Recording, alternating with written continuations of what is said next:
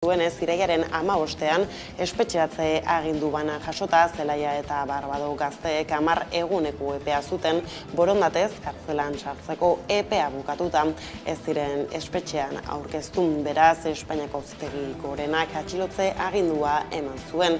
Gobernu militarra ertzainez inguratuta egon zen bi gazteak atxilotu artean ehunka zeuden Leizaola plazan. Balkoian ordu bete inguru egon ondoren eraikinean sartu ziren ertzainak eta atxilotu egin zituzten gazteak. Atzeko atetik atera eta ertzainen ibilgailu batean eraman zituzten gero.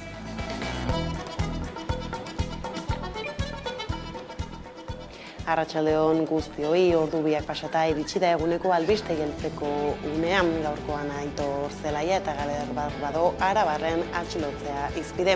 Izan ere, tentsio uneak izan ziren agenteen eta elkarretaratuen artean, halere, azkar baretu zen egoera eta jarraian Artiumetik hasitako manifestazioari ekin zitzaion. Milaka lagunek egin zuten, hain zuzen ere, Artiumetik Foru plazarainoko bidean, Euskal Herriak aurrera lelopean ikurrinek eta Nafarroko banderek apaindu zuten manifestazioa eta aldarri oihuek ez duten etenik izan ibilbide osoan zehar. Aitor eta Galerri gure besarkadarik beroena bidali nahi diegu. 4 urteko prozesu luze honen ostean atxilotu dituzte orain dela minutu batzuk. Hau, argi daukagu, idatzitako gidoi bat zela, Auzitegi Nazionalak aurretik planifikatua, Euskal militanteak Audientzia Nazionalaren aurrean beti garelako errudun, eta berdin duelako proba falta edo akusazio bidegabeak. Guk ankerkeriaren aurrean, Aitor eta Galerri gure babes guztia bidali nahi diegu, euren askatasuna eskatzen dugu, eta elkartasunaren garrantzia azpimarratu nahi dugu.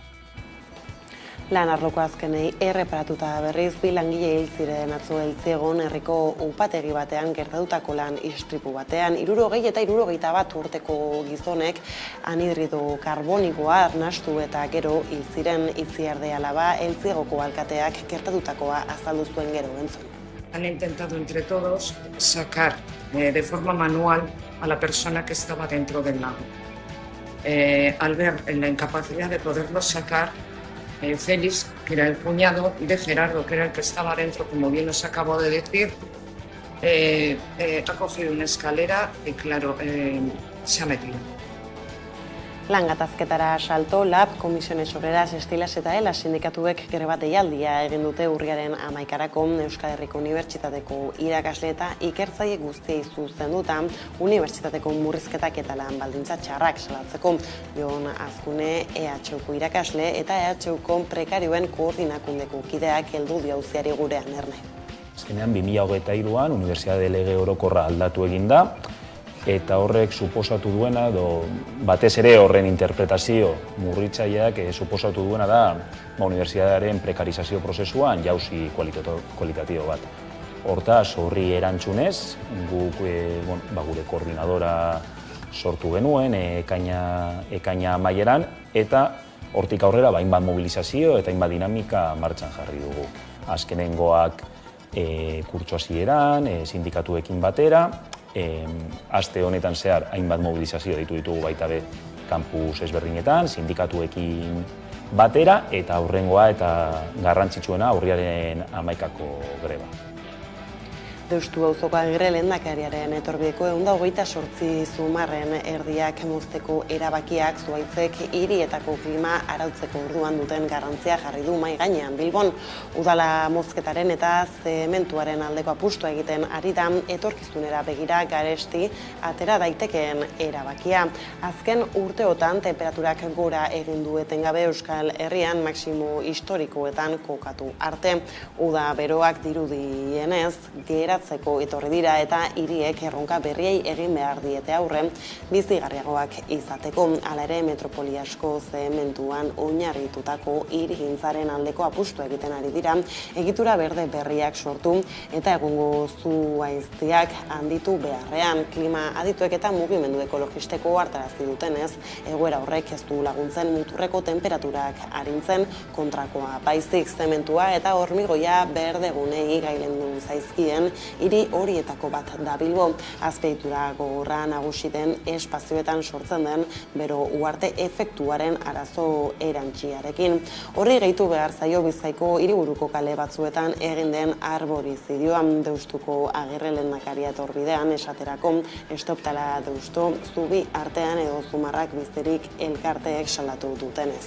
Izan ere, zuhaitzek funtsezko zeregina betetzen dute alderdi giltzarriak arautzeko eta hiriak espazio bizigarriago bihurtzeko. Karbono dioxidoa xurgatzen dute, oxigenoa kanporatzen dute, itzalguneak eskaintzen dituzte eta partikula kutsakor txikiak iragazten dituzte besteak beste. Horrek guztiak udako temperaturak 2 eta 8 gradu artean arintzen laguntzen du zarataren aurkako esi naturalak sortzeaz gain eta hegaztientzako babesleku izateaz gain hiriko biodibertsitatea areagotzen laguntzen duena.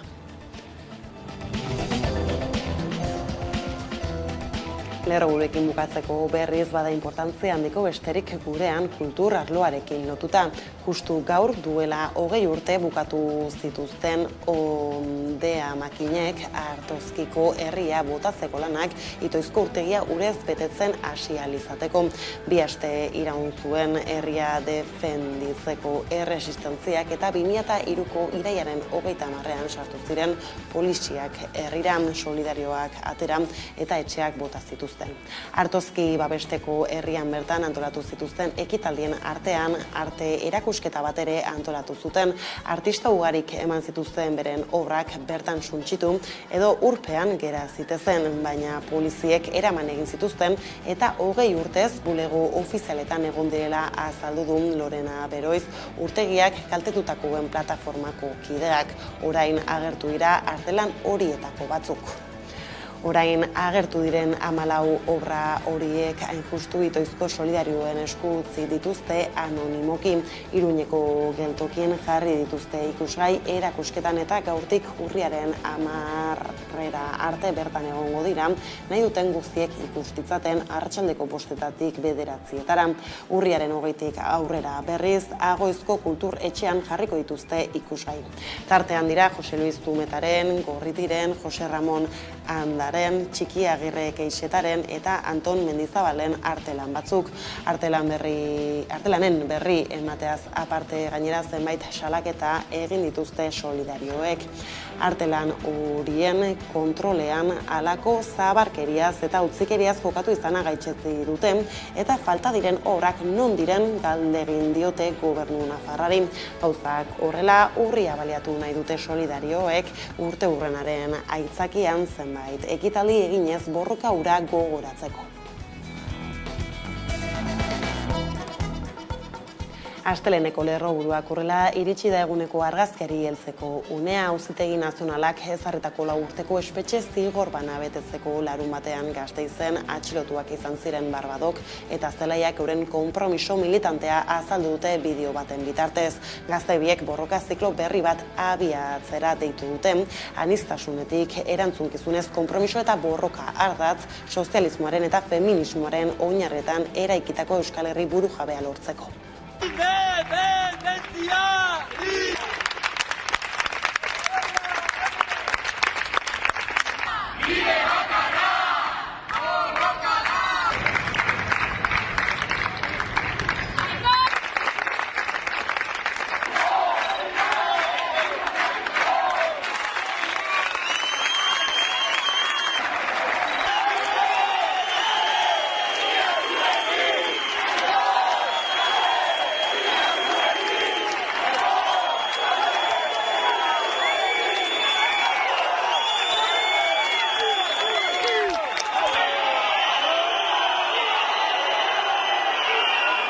Argi daukagu, idatzitako gidoi bat zela, Auzitegi Nazionalak aurretik planifikatua, Euskal militanteak Audientzia Nazionalaren aurrean beti garelako errudun, eta berdin duelako proba falta edo akusazio bidegabeak.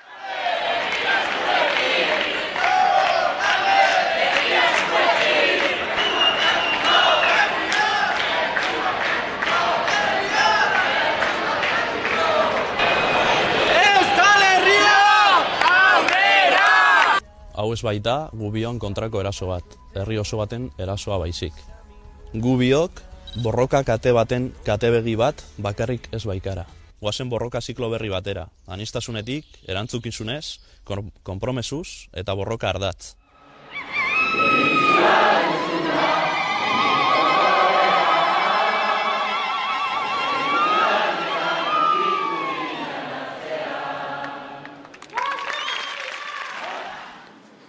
Eusko Jaurlaritzak espetxe politikaren eskumena bere gain hartu zuenetik 2 urte bete dira eta horren harira azken 2 urteotako balantzea plazaratu du Jaurlaritzako berdintasun, justizia eta gizarte politika sailak. Txostenaren arabera, 1577 pertsona daude preso Basauriko, Martuteneko eta Zabaiako espetxeetan, horietatik 14 behin-behinean daude eta gainerakoak zigortuta.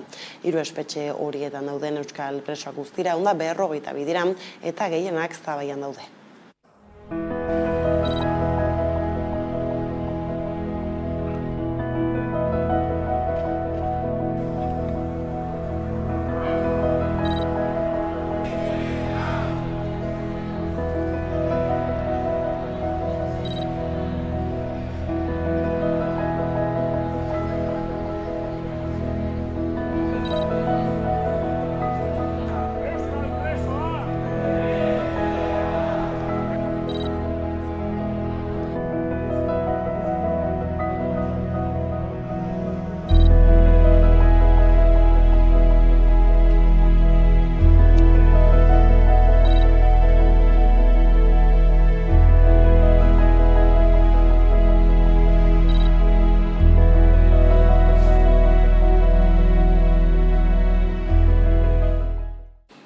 Erakundeen bueltakoekin jarraiki Euskal Hirigune Elkargoak eren egun abiatu zuen aurten urte politikoa Baionan. 2022ko jarduera txostena bozkatzea izan zen lehen puntua.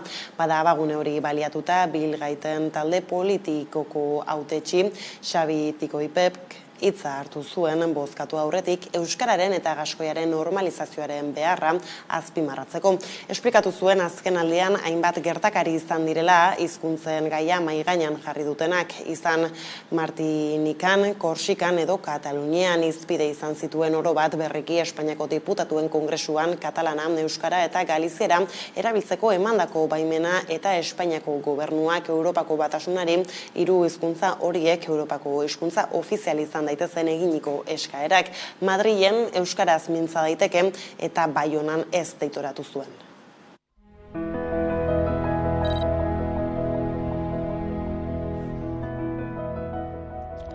Madrilen euskaraz zaizu eta Baionan ez.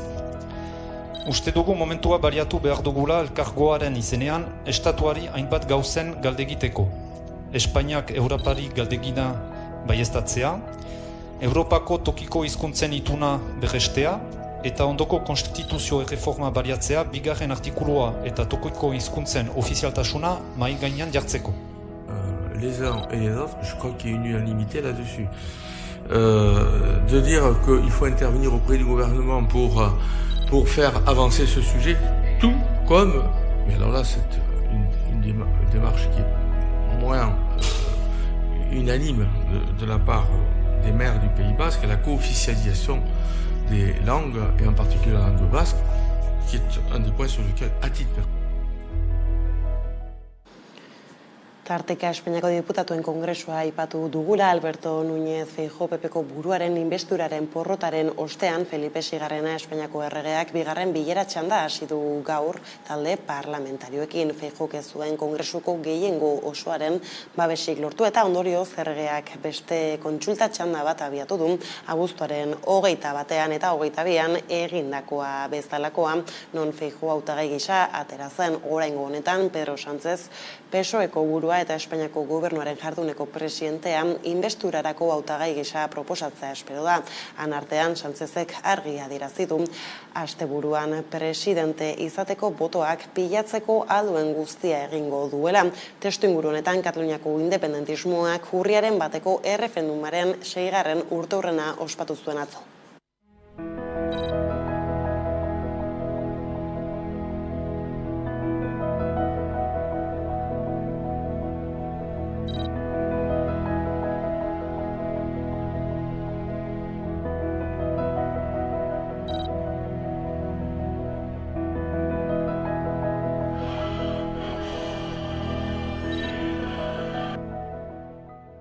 Queda molta feina per fer, però aquest 1 d'octubre l'independentisme torna a mirar endavant, torna a mirar el futur.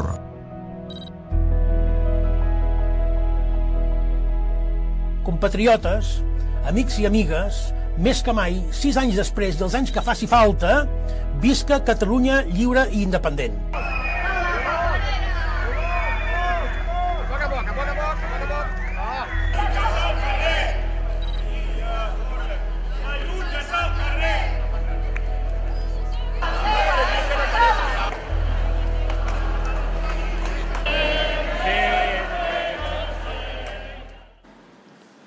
Politika arlotik lan arlora saltoa aipatu gu Lerroburuetan 2 langile hil dira Lantzigoko ardo upategi batean.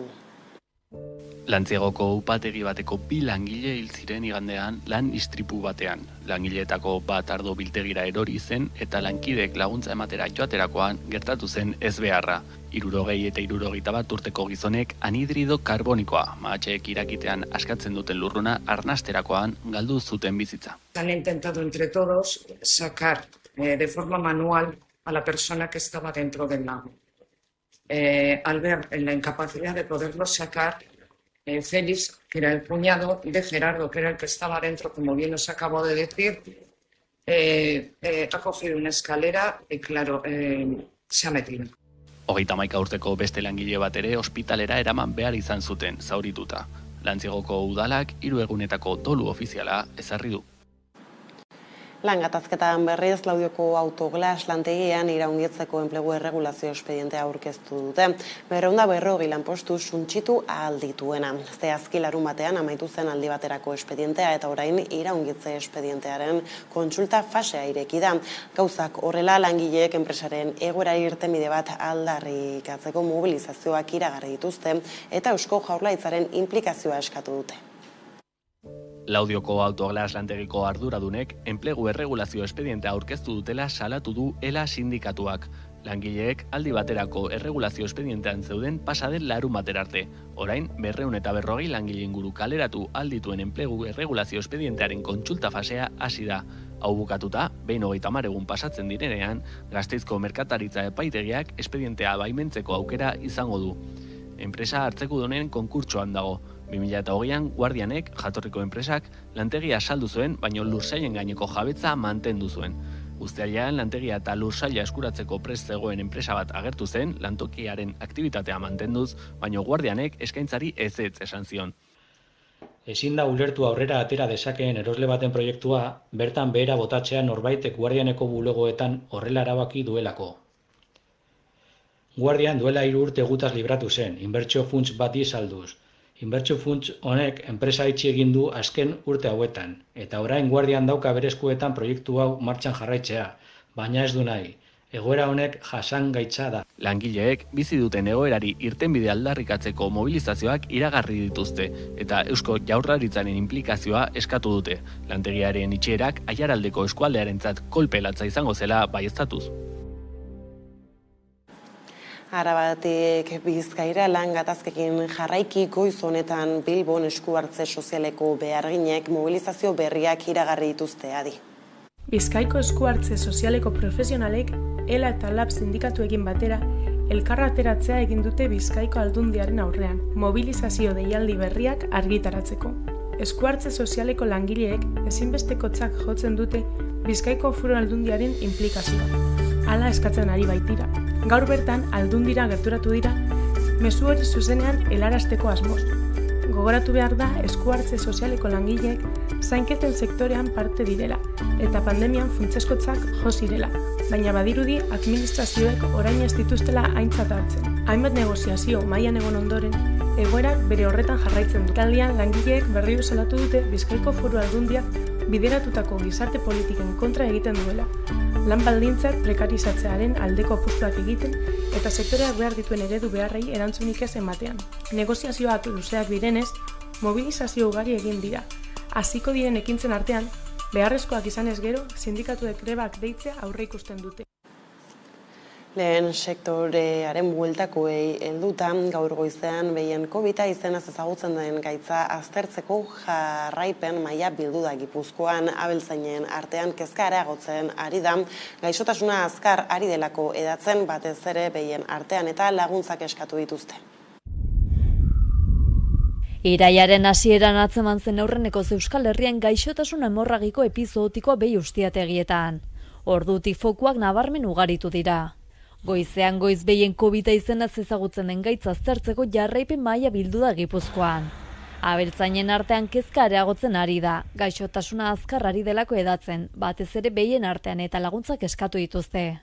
Gipuzkoan 278 kasu daude baieztatuta, 122 ustialeku ezberdinetan. Pasaden astetik ia hirukoiztu egindako kopurua eta dagoeneko Gipuzko osora edatu da gaixotasuna. Hildako buruei dagokienez datu ofizialen arabera 14 heriotza zenbatu dira, dena den dezente gehiago direla uste da, zaila baita kopuru zehatza jakitea. Gauzak horrela Gipuzkoako Foru Aldundiak adierazi du erabat finantzatuko duela gaixotasunari aurre egiteko beharrezko tratamendua, baina abeltzainentzat ez da nahikoa, gehiago behar dutela esan dute. Lehengo errentagarritasun falta eta arazoei gaixotasun hemorragiko epizootikoa batu zaie orain. Aditueko hartarazi dute garrantzitsua dela gaitzarekin bateragarriak diren sintomak agertu bezain laster albaitariarengana jo eta tratamenduarekin hastea. Ildo horretan Bizkaiko Foru Aldundiak ere laguntza emango die abeltzainei, 30 euroko konpentsazioa albaitarien lehen bisita ordaintzeko eta beste 20 gaixotasunak erasandako abelburu bakoitzeko. Bizkaian gutxienez 30 kasu atzeman dituzte eta Araban ere edatzen ari da gaixotasuna. Gogoratu behar da gaitza ez dela animalien artean kutsatzen, ez da animalietatik pertsonetara ere. Afera honen erdian krisian zegoen sektoreak beste zailtasun badu orain aurretik, gaixotasun hemorragiko epizootikoa.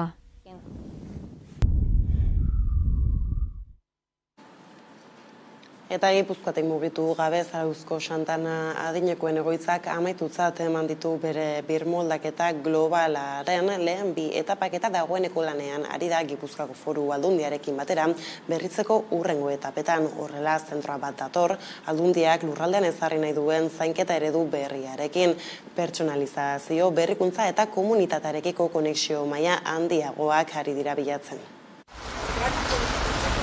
Gipuzkoako Foru Aldundia zainketa ereduaren trantsizio murgilduta dago. Horren adibidetza dugu Santa Ana Zarauzko zaharren egoitza, zainketa eredu berrira egokitzeko bigarren fasa osatu baitu. Zaintza berrien eredu hau honen trena hartu behar da eta Zarauzko udalak horrego nahi du. Santa Ana Fundazioko zuzendariak aldaketa garrantzitsua izan dela bermatu du, urte luzez eskatu dutena eskaini zaie. Eta usten dut alkarrekin gauza ona lortuko deula Zarauzko zaharrentzat. Pertsonalizazio, berrikuntza eta komunitatearekiko konexio maila handiago bateratz bideratu nahi dituzte Gipuzkoako zahar egoitzak. Personalizatuagoa, benetan inpaktua eukiko duela egoiliarrengan, aldi berean komunitatearekin lotura eukiko duena eta berrikuntza bertan jasotzen duena. Gipuzkoa osoan gauzatzen ari da egoitza ereduaren trantsizioa. Zarauzko Santana egoitzaz gain beste 19 egoitza daude prozesu betean, eta duela gutxitik eredu berberarekin adinekoen 2 egoitza berri daude. 2 egoitza berri martxan jarri direla hain justu eredu honetan oinarrituta. Zaintza eredu berria finkatzen ari dira Gipuzkoan, eta jauzi handia eman dute egoitzek. Jauzia zer da? Etxean egongo balira bezala zainduta egotea. Legegintzaldi honetarako zaintza eredu berrirako trantsizioa gauzatzea eta lurraldeko gizarte babeseko zentro guztietara zabaltzea da Aldundiaren erabateko lehentasuna. 2 eta 3, venga Maite, hortxe. Zarauztik errenteriara udazken beteko udagiroak ere lagundu du eta jende asko hurbildu zen atzo 2023ko kilometroak jaira errenteriara Herriola Leloa ardatz ekitaldi ugari egin dira urte osoan zehar eta atzo biribildu zen prozesuan herri gunean izan ziren ekitaldi guztiak eta jai giro ederra nagusitu zen hala antolatzaileen hitzetan marea bizi bat izan da errenteria.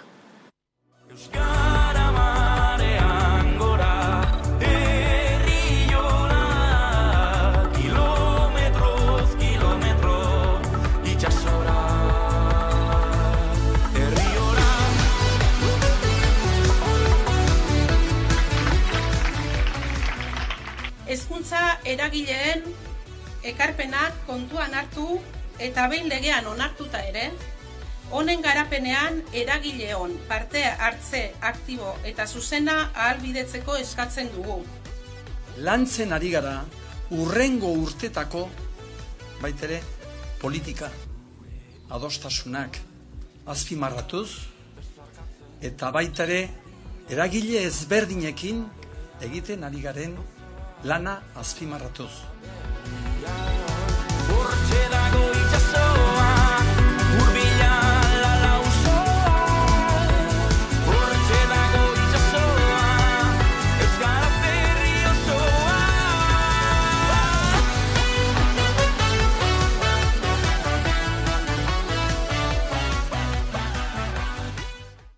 Gipuzkoatik datozen berriak hala Nafarroara bueltan kirolei heltzeko San Txikorrota lasterketa burutu zen atzo igandarekin Leire Martinez.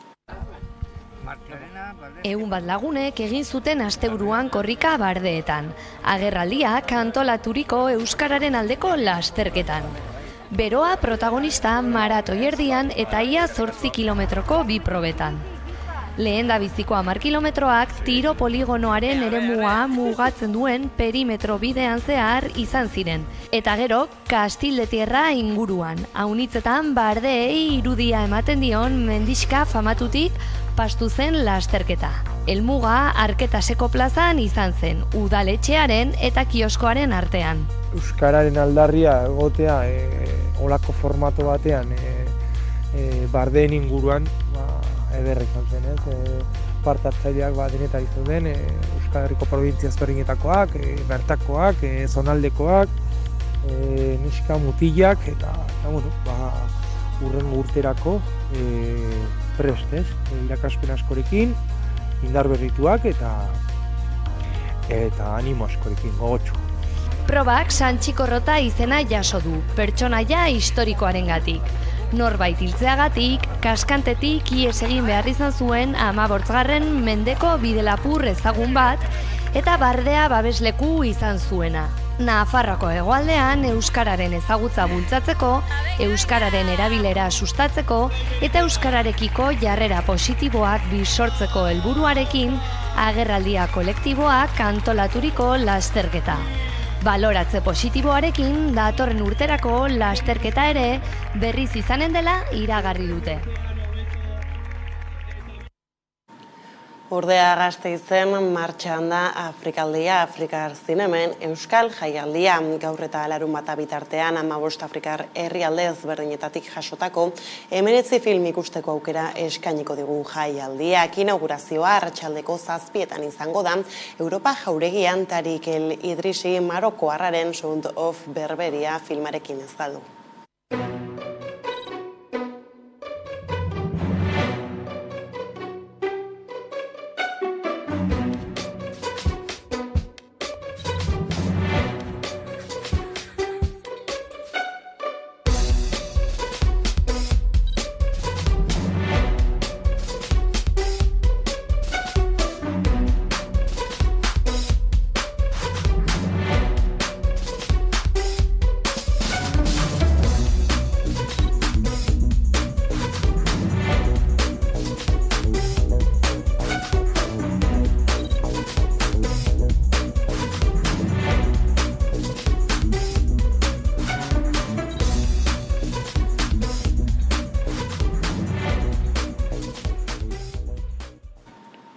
Eguneko berriak gaurkoan Jon Azkune Euskal Herriko Unibertsitateko irakasle eta EHko prekarioen koordinakundeko kidea izan da gurean gaur magazineko elkarrizketatu nagusia eta egin dugun elkarrizketarekin utziko zaituztegu jarraian haien beharraren prekarizazioa izpide zaldu.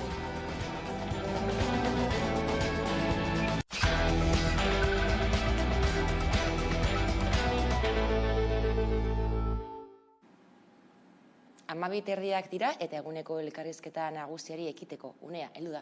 Eta horretarako gaurkoan gurekin dugu Jon Azkune, EHko irakaslea eta EHko prekarioen koordinakundeko kidea. Kaixo Jon eta ongi etorri. Kaixo, eskerrik asko. EHUko ikasturtea hasi da irakasle eta ikertzaileen lan baldintzen okertzearekin, eta hori salatzeko dagoeneko mobilizazioak egiten ari zarete. Gaur bertan mobilizazioa izango duzue Bilbon, ordu batetan ingeniaritza eskolaren atarian. Izan ere, EHUk usoari buruz egiten duen interpretazioak ekarri du lan baldintzen okertze hori, eta hori salatzeko besteak beste, urriaren 11an greba eguna duzue. Iala da, azkenean 2023an Unibertsitate Lege Orokorra aldatu egin da, eta horrek suposatu duena, batez ere horren interpretazio murritzaileak suposatu duena da unibertsitatearen prekarizazio prozesuan jauzi kualitatibo bat. Hortaz, horri erantzunez, guk gure koordinadora sortu genuen, ekaina amaieran, eta hortik aurrera hainbat mobilizazio eta hainbat dinamika martxan jarri dugu. Azkenengoak kurtso hasieran, sindikatuekin batera, aste honetan zehar hainbat mobilizazio ditugu baita be kampus ezberdinetan, sindikatuekin batera, eta aurrengoa eta garrantzitsuena urriaren 11ako greba. EHUk legearen interpretazio murriztatzailea egin duela ohartarazi duzue, izan osoko lanaldi kontratuak, lan osoko kontratuak egin beharrean, ordezkoen kasuan, orain murria laburrak egiten du partzialak eta hori data besteak beste 800 euroko kontratuak dira. Hala da. Orain arte, unibertsitatean nolabait ordezkoi dagokionez bi maila zeuden. Alde batetik zegoen jardunaldi partziala, eta jardunaldi partziala oso prekarioa zen, 400, 500, 600 euro ingurukoa, eta bazegoen jardunaldi osoa. Hortaz, jardunaldi osoan lan baldintza duinak zeuden. Legeak egin duen izan da, jardunaldi oso hori nolabait debekatu kakotxa artean. Sartzen duena da, ezin izango dela egin irakaskuntza lanarekin batera ikerketa eta kudeaketa lana. Salbu, ikerketa eta kudeaketa lan hori irakaskuntzarekin harremana baldin badu. Hortaz, guk esaten duguna da, badagoela era zabalago batean interpretatzeko aukera. Hori egingo balitz, egoeraz litzateke aldatuko, hori egin ordez, egin duena izan da unibertsitateak interpretazio oso zurruna egin, eta zan, unibertsitateko irakaslek ez dutela ikerketa eta kudeaketa lanik egingo. Hori unibertsitatean ezinezkoa da. Ikerketa eta irakaskuntza unibertsitateko irakasle batentzat txanpon beraren bi alde besterik ez direlako. Soldata osoaren 130 bakarrik orduko zaie, baina azkenean lan hori egongo da, eta beste irakasle batzuk edo ikertzaile batzuk hartu beharko dute bere gain, euren gain, lan hori. Fikzio bat da. Esaten da, irakasleok jardunaldi horrekin ez dugula ikerketa lanik egingo. Horren ondorioz, irakaskuntza lana besterik ez digutela ordainduko. Errealitatea da, gaur egun, baina baita be, etorkizunean ere unibertsitatean jarraitzeko funtsezkoa dela ikerketa lana. Unibertsitateak eta unibertsitateari loturi dauden kanpo agentziek egiten dutena da gure kurrikuluma aztertu, eta gure kurrikuluma aztertzen dutenean puntu gehien balio duen atala ikerketarena izaten da. Beraz, ez dauka inolako zentzurik adieraztea unibertsitateko irakaslek ez dutela ikerketarik egingo. Ikerketa denean gure jardunaldiaren parte garrantzitsu bat. Horretaz gain, adierazten duguna da, jardunaldi partzial horren bidez, egiten dena da, Euskal Autonomia Erkidego mailan dagoen dekretu bat, 2008an atera zen dekretu bat, erabili, dekretu horren bidez, ordaintzerak orduan, bakarrik aintzat hartzeko, klasean ematen dugun denbora eta tutoretxetan ematen dugun denbora. Eta guk esaten duguna da, irakasle batek klase batzu prestatzeko denbora behar duela, horretaz gain askotan irakasgai oso ezberdinak prestatu behar ditugula eta tengabe aldatzen dizkigutela. Beraz, uste dugu unibertsitateak egiten duen interpretazioa oso murritza dela eta ez dituela beste hainbat atal aintzat hartzen. Ikerketarena nabariena da, eta horrek egiten du soldata inbeste geistea, 2.000 euro inguru izatetik 800 euro izatera, lanzama oso antzekoarekin, eta horretaz gain, alde sarritik zegoen dekretu horrek ere sartzen zituen baldintzak. Ikerketa aipatu duzu, ezta? Ikerketa aitortu gabe geldituko da, baina ikerketa zuentzat ezinbestekoa da, ikerkuntzak puntuak ematen dituelako kurrikulumean, eta hori dela eta gora egiten duzue lan poltsetan. Orduan, kobratu ez duzue kobratuko ikerkuntza, baina egingo duzue. Hala da. unibertsitateak harrotasunez esaten du, Shangaiko rankingean EHU munduko 400 unibertsitate honen artean dagoela. Ranking horretan neurtzen duten adierazle garrantzitsuenetariko bat ikerketa da. Beraz, neurri batean guk ekarpen bat egiten diogu unibertsitateari, ez soilik gure kurrikulumari baizik eta unibertsitateari eta unibertsitate moduan euskal gizarteari orokorrean, baina hemendik aurrera ordezkoak garenok, hau da, kontratu finko bat ez daukagunok, hori doainik musutruk egingo dugu. Orduan, uste dugu ez dela ez bidezkoa eta ez dela zentsu komunekoa ere ez. Era berean, ikasleei ere zuzenean eragingo die horrek, ezta? Adibidez, ikasturtea hasi da eta dagoeneko badaude lan poltsa batzuk, irakasle batzuen postuak bete gabe daudenak. Normalean, pieza bat mugitzen denean, beste pieza guztiak ere mugitzen dira. Hortaz, irakasleen, batez ere ordezkoen lan baldintzak okertzen direnean, jende askok esaten duena da, lan hobea topatuko dut unibertsitatetik kanpo, soldata hobearekin, lan baldintza hobeekin, beraz, askok lanpoltsetatik jasotzen duten deiari ezetza ematen diete. Hori alde batetik. Horrek eragiten duena da, ordezkoak lortzea geroz eta zailagoa izatea. Horretaz gain, erreforma honekin eta unibertsitateak egin duen interpretazioarekin, jada, finkoak diren irakasleek lan gehiago egin beharko dute. Beraz, finkoak direnen lan baldintzak ere okertuko dira. Horretaz gain, aurreko urtean, unibertsitateak jubilatzeko aldez aurretik erretirorako akordio bat egin zuen sindikatuekin, akordio hori bertan bera geratu zen, eta jubilaziorako baldintzak ere gogortu zituen. Beraz, daukagun sentsazioa da, ez dela soilik ordezko irakasleen baldintzak okertu direla, baizik eta ordezko irakasleen baldintzak okertzearekin batera, finkoak direnen baldintzak okertu direla, jubilatu nahi duten horien baldintzak okertu direla, eta orokorrean, eta filosofiko egia izan daiteke, baina ikerketaren eta hezkuntzaren kalitatea okertu dela. Eta horrek eragina dauka, ez soilik langile ongan, baizik eta ikasleengan eta eragina izango du baita be euskal gizartean orokorrean. EHU kursari buruz egin duen interpretazioa dela eta zuen lan baldintzak okertu dira, baina hala ere egoera ez da berria, ez da? Izen ere lan baldintza horietan okertze bat egon da urteen poderioz. Bai, prekarietatea Euskal Herriko Unibertsitateera ez da 2023an heldu, aldez aurretik ere existitzen zen. Orain arte prekarietate horren kontratu nagusia zen jardunaldi partzialean egiten den kontratua.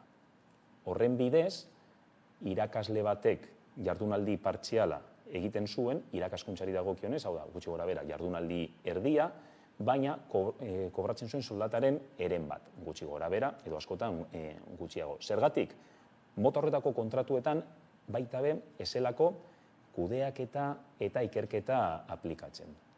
Horretaz gain, lehen adierazi dudan moduan, ezen aintzat hartzen klaseak prestatzeko erabili beharreko lana, ez da aintzat hartzen, adibidez, Bolonia sistema ezarri zenetik, unibertsitateak geroz eta gehiago sustatzen duela ebaluazio jarraia. Ebaluazio jarraiak zer suposatzen du? Azkenengo azterketa bat egin ordez, etengabeko jarduerak egitea, praktikak egitea, eta horrek egiten duena da, ikasleen lan saman ditu, baina irakasleen lan sama ere, bai, ez? Eta hori ez da aintzat hartzen. Beraz, orain arte, egon den sisteman, nolabait, era laburrean bi kategoria nagusi zeuden, ez? Jardunaldi partziala, eta jardunaldi partziala oso prekarioa zen, baina, zegoen jardunaldi oso ere, bai? Beraz, neurri batean, eskaiera sozial baten metaforak funtzionatzen zuen. Jardunaldi partzialan zegoen irakasle ikertzaile horrek buruan bazuelako igual momentu batean, ez, jardunaldi osoa lortzeko aukera. Gaur egun, egin den izan da, jardunaldi osoa desagertu da, eta jardunaldi partzialean zeuden baldintzak orokortu dira. Hau da, hartu da, unibertsitateeko kontratazioan zegoen sistemaren parterik okerrena, eta orokortu da.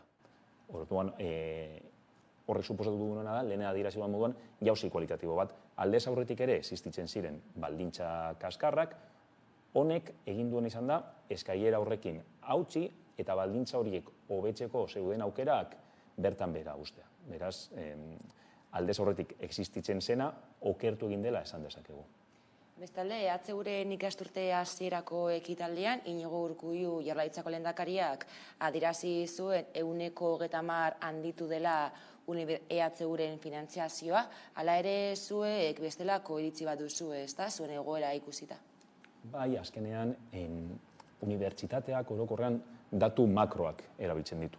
Ez, inbertsio handitu da, hobekuntzak egin dira, ikusi beharko genuke nora doazen inbertsio horiek, non egiten diren hobekuntzak, pizkat azalean dagoen hori sakonean aztertuta ikusten dugulako, batez ere gazte ikertzaile eta irakasleon egoera ez dela hobetu, okerrera jo duela, lehen aipatut, ez dela soilik gazte ikerlari eta langileen gaia, baizik eta erretirorako zeuden baldintzak ere okertu direla, beraz, nik uste dut titularrerako ondo dagoela, eta ziurrenik lehendakari jaunak titularra bilatzen zuen, baina titular horretik harago aztertuta ikusi dezakegu, ez dakite hainbeste handitu den, baina behintzat ez da hainbeste zabaldu eta ez da hainbeste banatu inbertsio hori, ez da?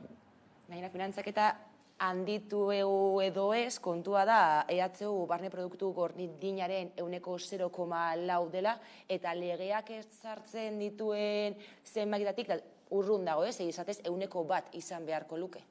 Hala da, azkenean beti esaten da, ez? Ezagutzaren gizartean bizi gara, ikerketaren gizartean bizi gara, hortaz, unibertsitate publikoan dirua ez da gastatzen, inbertitu egiten da. Inbertsio bat da, ostean, gizarteko, jendarteko bestein bat eremuetan eragina daukana. Eragina dauka ekonomian, eragina dauka hezkuntzan, eragina dauka jendartearen ongizatean. Horretarako, funtsezkoa da, barne produktu gordinaren 1% inbertitzea unibertsitate sisteman. Ez da inbeste, beste hainbat alorretan diru mordo bat inbertitzen da, ez da inbeste gure diruaren 1% unibertsitatera bideratzea eta horrekin egoera askoz hobetuko litzateke. Horren ordez, 0,4 inbertitzen denez, askotan dirua ez da heltzen eta normalean horrelako egoeretan beti katebegi ahulena da kaltetuena eta kolpatuna. Kasu honetan, finkoak ez garen ikerlari eta irakasle onak. Egoerak okerrera egin du usoaren interpretazioa dela eta hala ere egoera egiturazko arazo baten ondorio da. Bai, egiturazko arazoa diogu alde batetik finantzazioagatik. Uste dugu, ez? Finantzazioa handituko balitz, baliabide gehiago egongo liratekela hau hobetzeko. Horretaz gain, kontratazio sistemak aldaketa bat behar du. Alde batetik esaten da, ez, Espainia mailan egindako lege bat dela, Espainiar Kongresuak onartutako lege bat dela, hori parte bat da, eta esan dugun moduan, lege horren beste motako interpretazio bat egin daiteke, baina aipatu dugun moduan, badago baita bez, Euskal Autonomia Erkidego mailan dagoen lege dekretu bat, 2008koa dena, horren bidez kontratazio partzialak eta irakaskuntzaren kontratazioak era oso murritzailean interpretatu dira, eta hori aldatzeko aukera ere badago beraz. Ez da soilik lege berria, 2023koa den legea, honek badauka beste motako interpretazioa, baizik eta da hemen dagoena, ez? Honek, esarri duen zorua sortu ditu, egiturazko baldintzak hainbat kasutan oso okerrak izatea, eta hori ere aldatzeko aukera badago. Hainbat mobilizazio egin dituzue dagoeneko eta sindikatuek greba deialdia uztailean jarri zuten mahai gainean. Zuek plataformatik greba hori babestu zenuten. Ez datik uztailetik ona zein izan den errektoretzarekin eduki duzuen hartu emana? Momentuz ez dugu hartu emanik izan. Errektoretzak egin duena izan da legea argitaratu bezain laster eta indarrean sartu bezain laster, sistema guztia prestatu aldaketa hau eta reforma hau era oso zehatzean aplikatzeko. Beraz, esan dezakegu izan dela goitik berako kudeaketa bat, ez da orain askotan entzuten da, ez? Gobernantza konpartitua, aktore ezberdinen parte hartzea, errektore taldetik egin dena izan da legea interpretatu eta goitik bera aplikatu. Sindikatuekin elkartu direnean ez diete aukerarik eman sindikatu inolako proposamen alternatiborik egiteko edo negoziaziorako tarterik ez da zabaldu. Sindikatuei esan dieten izan da, hau horrela da eta horrela aplikatuko dugu. Kurtso amaieran, ustaiaren amaieran, departamenduei jakinarazi zitzaien kurtso hasieran hau horrela aplikatuko zela, eta arrezkero hau horrela aplikatzen ari dira. Eta horren aplikazioan, garapenean, ez da inolako ez eztabaidarik, ez negoziaziorik, ez prozesu parte hartzailerik sartu. Beraz, oso hierarkiko izan da, eta ez dute ez sindikatuekin, ez irakasle eta ikerlariekin ez dute gurekin kontatu. Beraz, momentuz ez dugu inolako harremanik izan errektogorego taldearekin. Greba orduan eragiteko modu bat izan daiteke?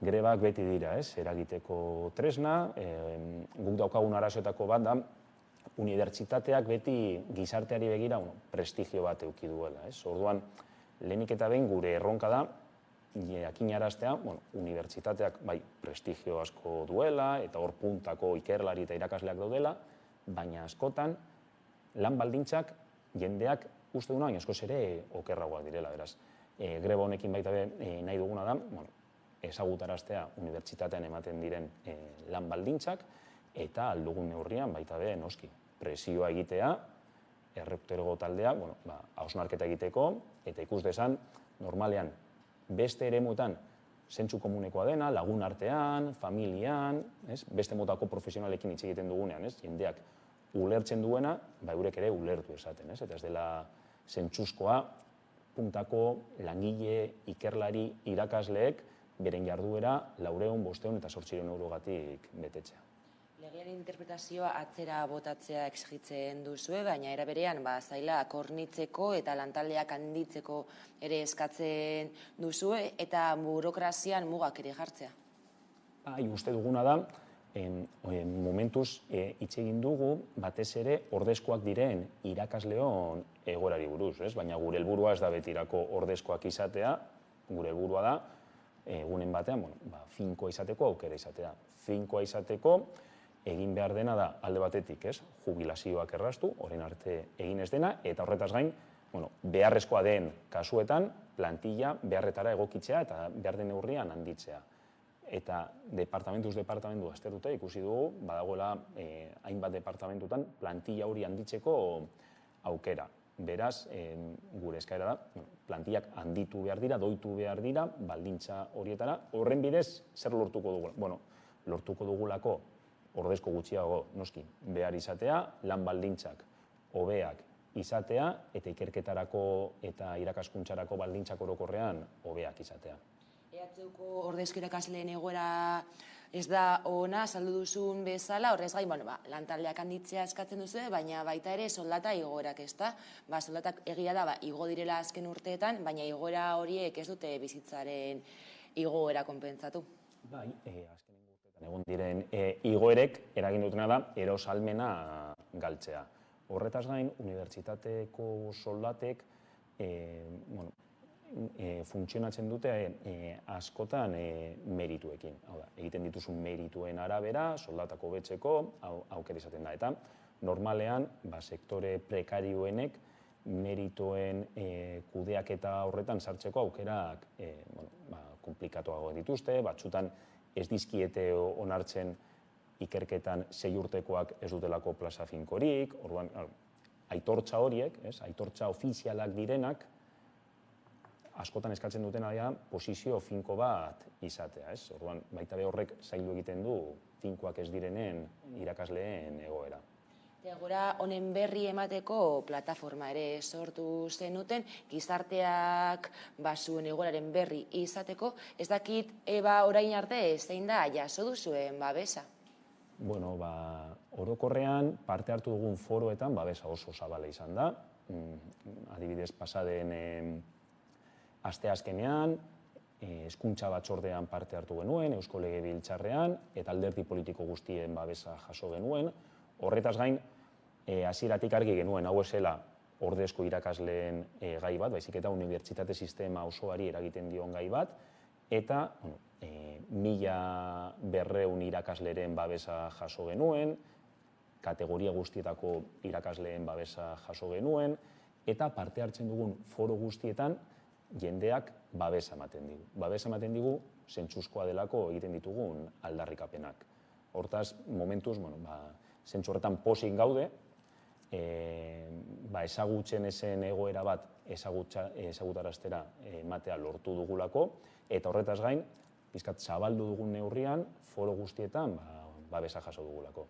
Mobilizazioak jendetsuak izaten ari dira gainera, eta hemendik 10 egunera greba deialdia duzu, ez dakit aurreikusi dezakezuen zerrelako babesa izan dugu duen grebak. Zaila da oraindik gaurkoz aurreikustea, baina espero dugu babes zabal bat izatea, babes zabala ez horiek ordezkoak garen irakasleon partetik, baizik eta irakaslego osoaren partetik.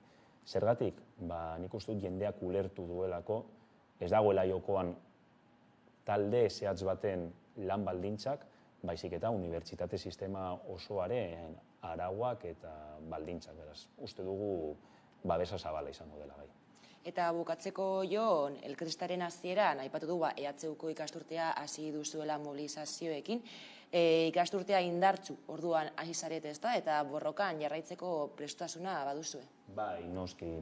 Unibertsitatearen ezaugarrietako banda, kampus ezberdinak daudela, fakultate ezberdinak daudela, eta horrek sustatzen duena askotan isolamendua da. Beraz, askotan zaila da, ez? Mota honetako ekintza kolektiboak antolatzea. Hala ere, gure baliabide mugatuekin, baina teknologia berriekin, lortu dugu sare indartsu bat sortzea, eta hainbat mobilizazio egin ditugu eta egingo ditugu kampus ezberdinetan, eta horretaz gain, urrengo urriaren 11ako greba. Ez dakigu greba hori beste batzuen abiapuntua izango den, edo prozesu honen amaiera izango den. Eta nik uste dut erantzuna errektoregoak emango digula. Eskerrik asko Jon Azkune, EHUko irakaslea eta EHUko prekarioen koordinakundeko kidea, gurekin izateagatik eta zuen egoeraren berri emateagatik. Eskerrik asko zuei, plazer bat izan da. Eta honekin iritsi gara gurean gaur albistegiaren bukaerara, hauek izan dira gurean gaur jasotakoak, edo nola ere badakizuen guztiak eta gehiago nahi duzuen aldiro 11.eus atarian ondo izan eta bihar arte.